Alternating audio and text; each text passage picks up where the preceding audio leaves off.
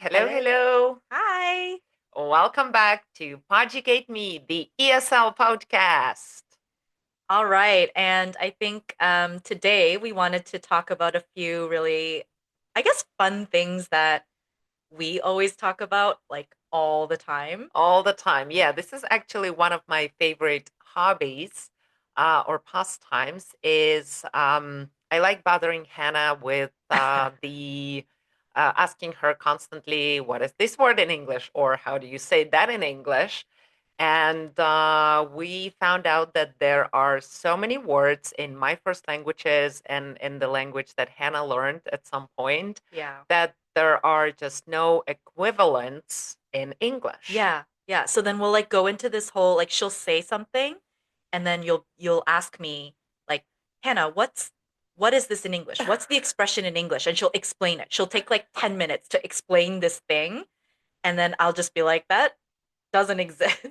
There is So no such word in English. that's why we wanted to have this episode as like, why don't these words exist in English? And just talk about a few of our favorite Yeah, and ones. some of them are so funny, and the other ones are so deep, like Uh-huh. showing such a, I don't know, deep shade of some emotions. Yeah. And it's like, And it's why? very cultural, a lot of It them, is, right? it Yeah. is. Okay. That's true. Yeah. Do you want to tell us what your one of your Of favorites? course, sure. So let us start with some fun stuff. And one of the most favorite words for me personally. And one of the first things that Hannah and I noticed that we have in common is that we tend to spill things, we tend to drop We're things. very clumsy.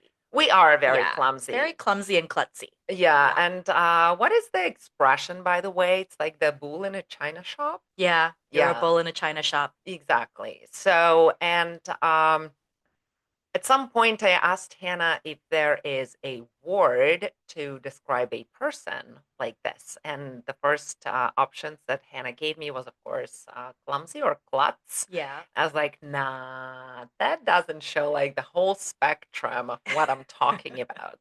And of course, I'm talking about the word for a lot of Russian and Ukrainian speaking audience. You guys know this word. It's the word rukazhop, and the closest translation that I could find for it was the word ass hands.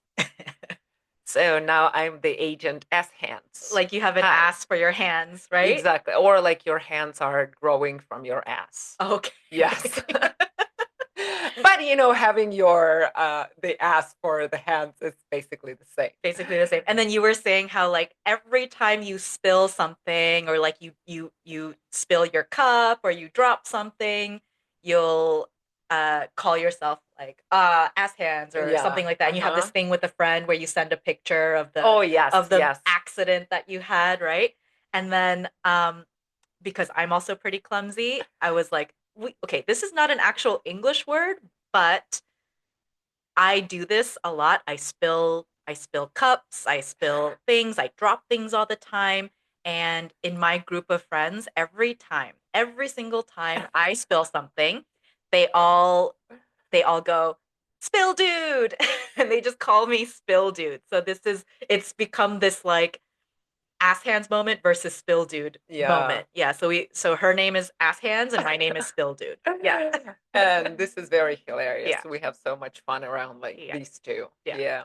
And also on the topic of spilling liquids, we Mhm. realized that we do have a lot of words that are related to alcohol Like drinking drinking, culture. drinking Yeah. culture, that there are also no equivalents in English. Do Yes. you, Hannah, want to start? Okay, so when I was living in Korea, again, in Korea, there is a really big drinking culture. Mm-hmm. And in Korea, when you drink alcohol, you always eat. There is always a food pairing with the type of alcohol that you're drinking. So if you have like, if you're having soju, for example, which is the Korean like uh, equivalent of, I guess, like vodka or whatever, um, you will have a lot of different types of foods, but one really popular one and one that they have at every single bar is something called anju. And the actual translation of anju like doesn't really exist in English. It basically means drinking food. Like that's all it means. It's like drinking food. It's the food that you eat with alcohol. Is anju. And in a bar or a restaurant, when you order this thing called anju, it basically will be like a little dish of like dried fish and nuts and Oh. little like snacky things that you eat Mm-hmm. together with alcohol. So that's anju. But also, just like anything that you eat with alcohol is called anju. And so, for example, if you like try a new bag of chips or something and you're eating Mm-hmm. the chips, you're like, oh, this is the perfect anju. Like this is such a good anju. Or like you have a new type of like nut or a new little flavor of like a chip or some sort of snack. You're like, oh, this is a really nice anju.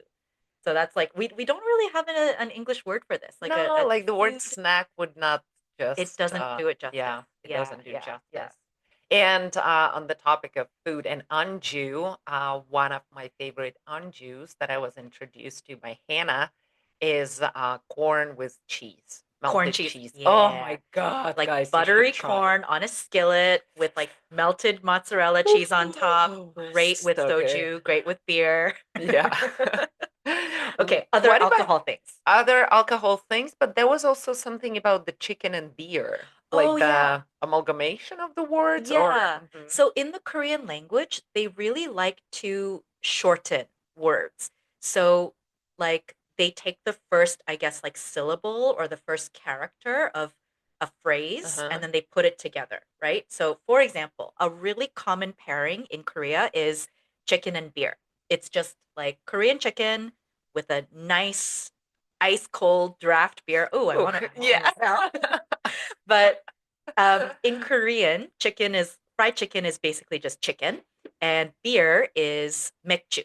So chi and then me from mekju. And Uh-huh. so whenever we talk about having chicken and beer, we say chimek, Chimac. chimek, and it's like a nice little like it just means like, hey, should we go for some chimek today, or like, oh, I feel like a chimek, this type of Ah, thing. Yeah, nice. yeah, yeah. So we Nice. shorten a whole bunch of words like this. So like for example, you go out on a Saturday night or you go out on a Friday night and it's like party night or the night that you're gonna like go hard and go wild. So we'll call it 불토. So 불 means fire Oh, and to is the first part of Saturday, which is 토요일. So you say 불토. You're like today is 불토. Today is a fire Saturday. It's like the day we're gonna party. Yeah, nice. yeah. Nice. Yeah. Today we party. Exactly, exactly. Okay, That so how sounds about you? amazing. Any like So, drinking related things? there are a couple of drinking related things, and I even have a special sequence in my head for Yeah. those words. So, the first one is the word, I guess it's a Ukrainian word, although in Russian people also use this Mm-hmm. word, and it sounds like mohorich. I did say it with a Ukrainian accent. Yeah. So mohorich is a traditional gift of alcohol to say thank you to someone for a favor. So, like for Oh. example, you're asking your friends to help you move, Mm-hmm. and so in the end, when you guys all moved at your place, you have to give them mohorich. So it means that like you have to serve some alcohol with And some it's anju. specifically It's alcohol. specifically alcohol. I mean, it depends. I believe that nowadays people would use this word as like any kind of like showing gratitude, Mm. not maybe only in terms of alcohol, but the first association that you would have with this word is the alcohol. So like a That you're thank you gift. like a thank you gift, but specifically alcohol. Ah, Yes. okay, okay. So after you have given someone mohoric and maybe you guys shared it together. So, and if you had a little bit too much, if you went, what's the word? Bulto? Balto? Burrito, Ulto? fire Yeah, Saturday. like Fire Saturday. And then the next day, when you wake up, you Ooh. have like one of the first feelings that you have in your mouth. It's the word sushniak, Uh-huh. and it derives from the word dry. So this is like when your mouth feels like the Sahara Desert, and Oh. not because you are just thirsty because you didn't drink water, but because you had a lot of alcohol. So when someone says like, "Oh, I have sushniak," it means that they were drinking the night Yeah, before yeah. and now they are very thirsty. So like So not hangover, like you're not hungover, you're just really thirsty. you're really thirsty, but I mean, like, apparently you're hungover as well. Yeah. But it's this one Interesting. pertains like the thirst, the Yeah. crazy feeling of thirst that you have just because you were drinking the night before. Yeah, we definitely don't have this in English. Yeah, there is no such word. And to top it off, or on, Yeah. top it off, uh, the smell of alcohol on someone's breath.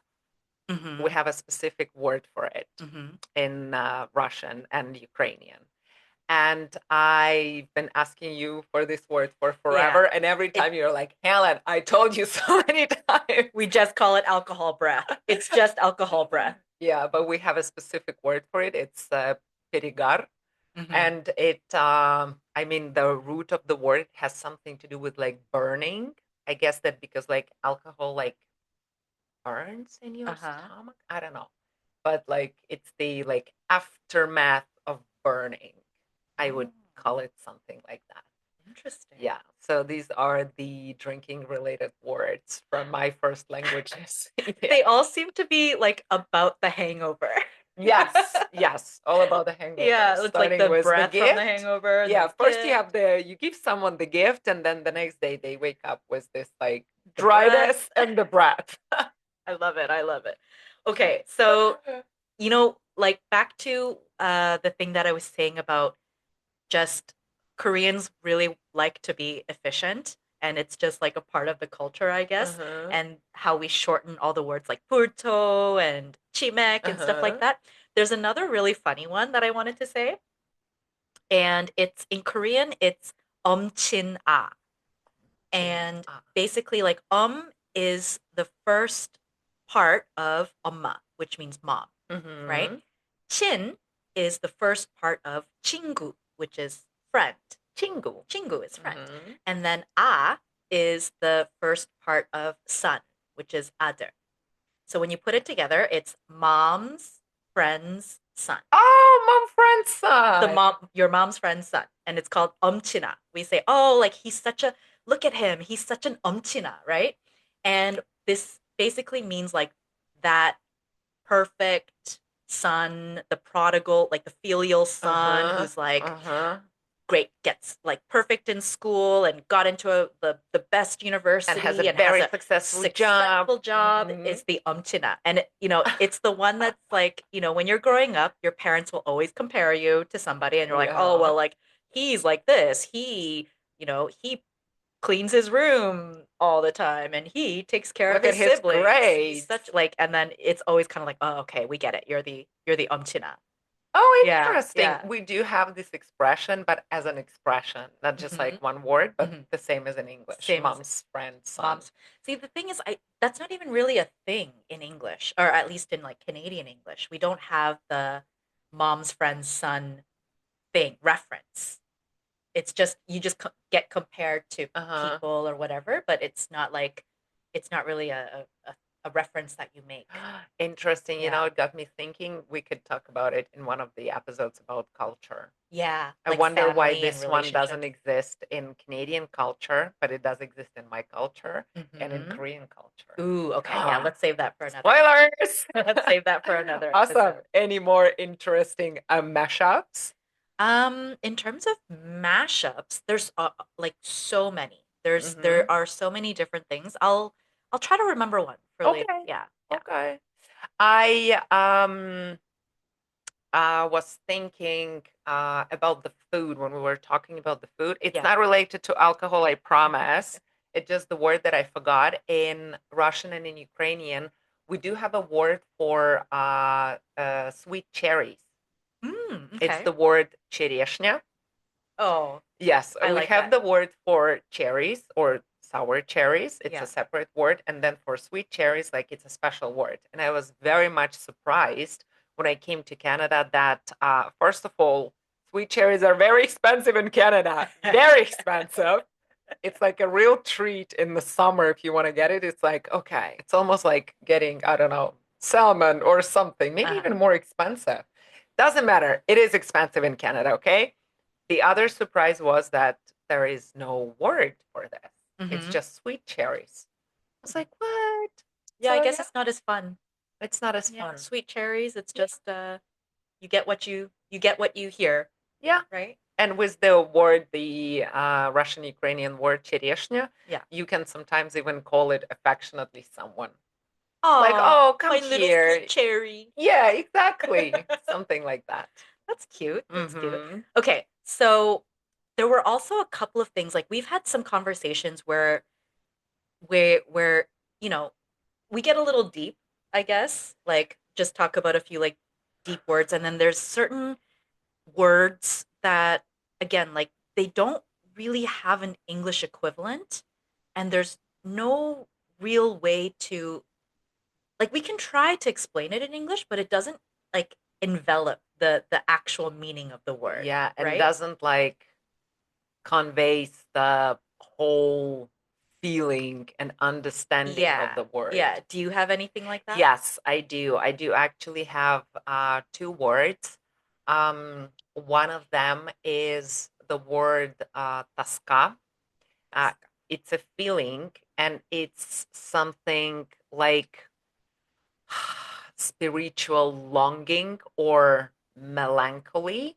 Melancholy? Melancholy. Yeah. And it is the word when you are like sad, but also like being tormented by God knows what. And you're Okay. feeling this, it's deeper than sadness.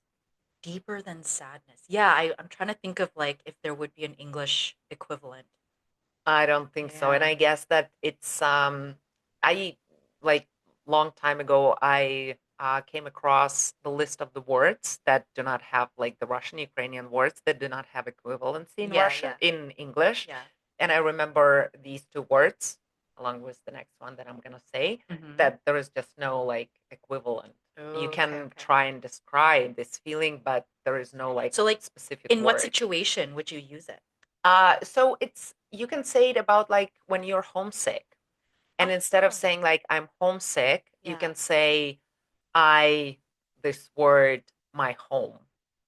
Oh, like So it's longing, like a like a deep longing, longing. deep longing, but it's Mm. also it can be used for people. So you can have this feeling towards people, Ah, okay. or you can have this word towards, I don't know, gone years or Mm-hmm. something like that.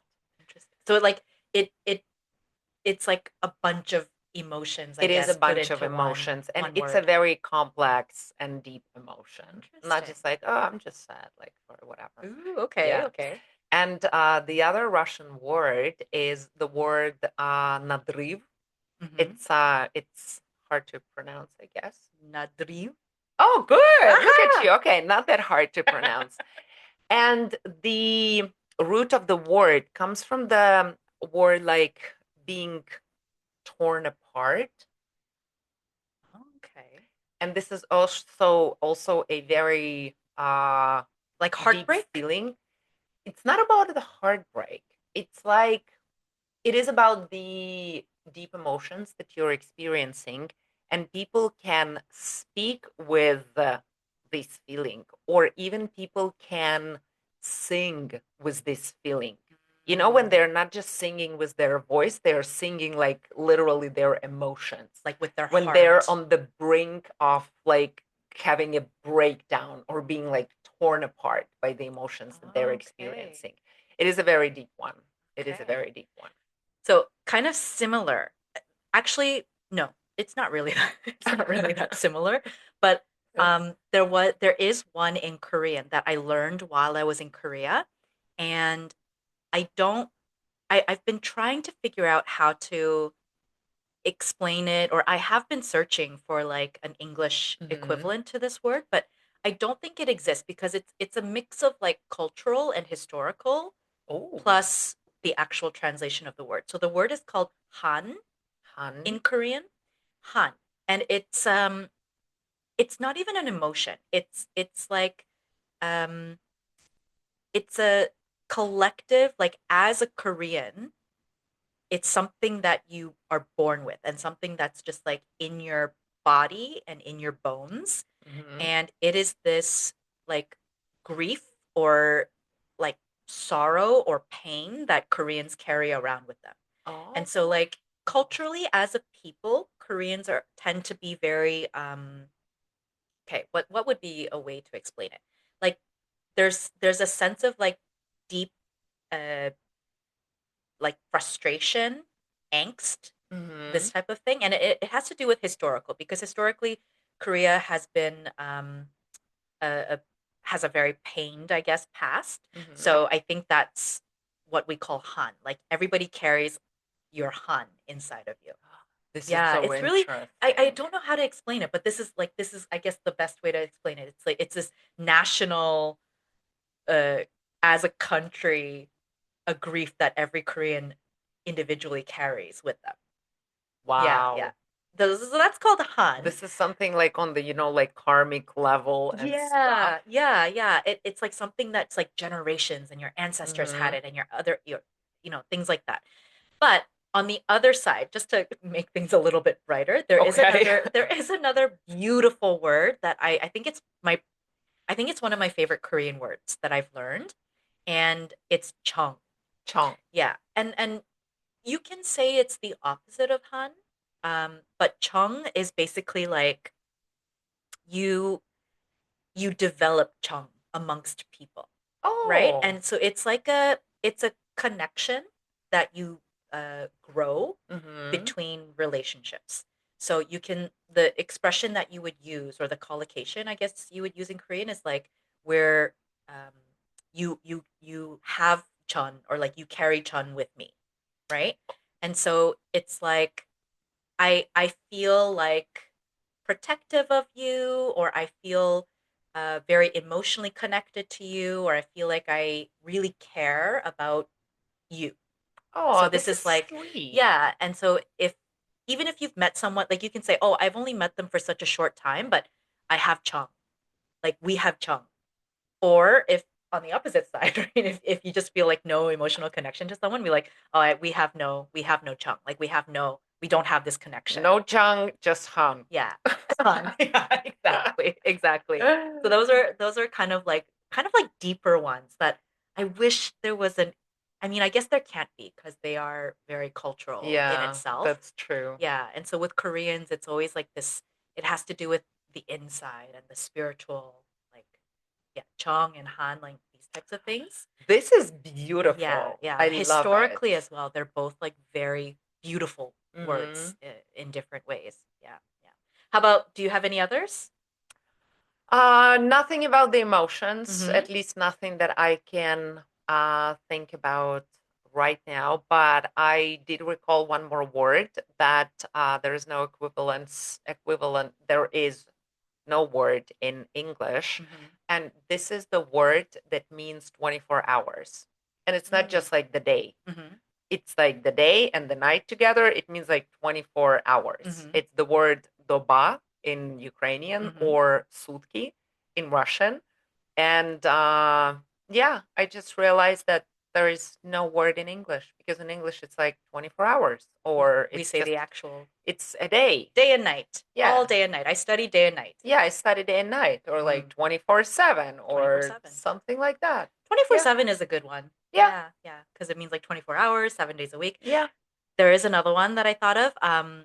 It's oh, and I love this word too in Korean. I used to love it. I used to love using it. It's called nunchi. Nunchi. Yeah. And okay, nun is eyes. Okay. Nun is means your eyes. And chi is like quick, fast, I Uh-huh. guess. And so when you say like, oh, this person has nunchi or this person has no nunchi, it's like it's basically like social awareness, you know? So it's Ooh. like you're able to pick up on things and situations very quickly. Is it about like reading the room? Yes, but also people.